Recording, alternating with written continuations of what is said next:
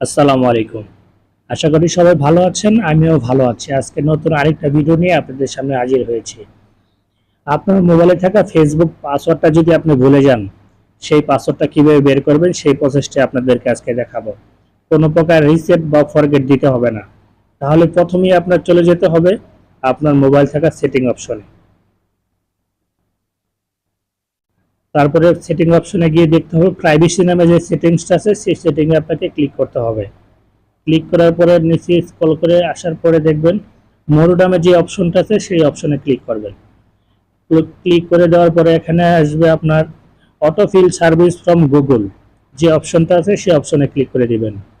Click করে দেওয়ার পরে গুগল পাসওয়ার্ড ম্যানেজার এটার মধ্যে ক্লিক করবেন। তারপরে আপনার মোবাইলে যে স্ক্রিনে যেই আপনার মোবাইলের যে লকটা ছিল সেই লকটা এখানে দিয়ে দিবেন। লকটা দিয়ে দিলাম।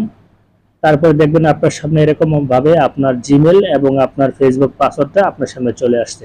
যদি আমার ভিডিওটা ভালো লাগে তাহলে অবশ্যই লাইক কমেন্ট শেয়ার করে দেবেন। আসসালাম।